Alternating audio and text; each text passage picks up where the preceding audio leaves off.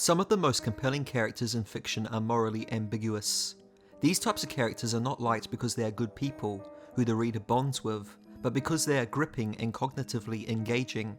Without a doubt, the Lord Ruler from Brandon Sanderson's Mistborn series is a character that walks that thin line between right and wrong. Before becoming Lord Ruler, Ruthless was a former packman born to the Tros people. He was part of a collection of young Tros who were growing increasingly hostile towards other nations because of the oppression directed at his people.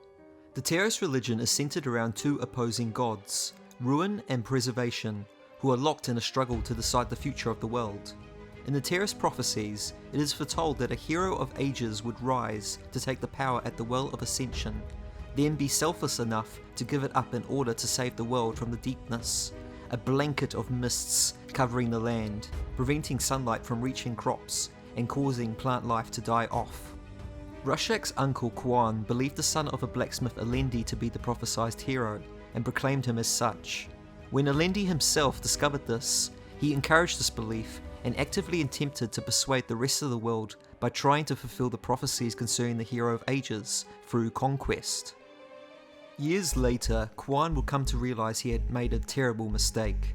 The prophecies had been rewritten by the malevolent Ruin to make it appear to everyone that the world would be saved if Alendi selflessly gave up the power at the Well of Ascension. Acting out of desperation, Quan instructed his nephew Ruthless to do whatever it took to prevent Alendi from releasing the power contained in the well. Ruthless, who at the time carried a deep resentment towards Alendi for being both an outsider and a conqueror, led the supposed hero to the well and killed him, taking the power for himself. It is from here on we see Ruthless display what can be best described as ruthless pragmatism. Despite all the seemingly evil and terrible things he does, I do not think the Lord Ruler is cruel for cruelty's sake. He acts with a clear purpose in mind, and I think his intentions for the most part are honourable. His goal is primarily focused towards ensuring humanity's survival by whatever means necessary. To achieve this end, he uses his newfound godhood to pull the planet closer to the sun, thereby burning away the mists threatening the world. However, this has the unintended consequence of making the planet too hot to sustain life. So Ruthless is forced to create massive volcanoes to thicken the planet's atmosphere with an endless stream of ash and smoke to keep everything cool. This sets off a chain reaction of new problems, as now the ash threatens to suffocate all living creatures. To mitigate this issue, Ruthless re-engineers the fauna and flora to survive the ash, and creates microbes to break it down.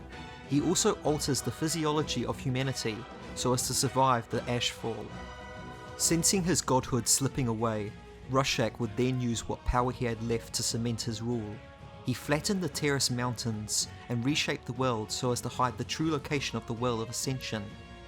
He further altered the composition and makeup of the people so as to form two distinct class systems: the nobility, who he made taller and more intelligent, and the Scar, who would be his peasantry, which he made more fertile, shorter, and sturdier. Developing an obsession for maintaining order, Ruthless builds his final empire. He creates the Colossus, who serve as his army, the Steel Inquisitors, who act as his policing force, and the Kandra, who become his spies and informants. In those brief moments at the well, Ruthless gained incredible knowledge of the magic system present on Scadrial.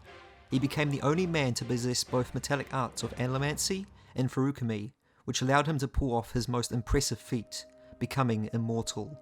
This was quite an involved process, which he achieves through prolonged periods spent aged and sickly, storing youth and health in various metals, which he later burns and stores in his metal mind braces, which sustain him. With effectively limitless amounts of youth and healing, he can convincingly pose as a god, or, as the people of the Final Empire would come to call him, the Sliver of Infinity. While as Lord Ruler, he committed monstrous crimes against humanity, subjecting the majority of his citizens to a miserable existence. In his mind, these actions were the easiest path towards achieving the greater good. The greater good in this case being the salvation of the entire planet.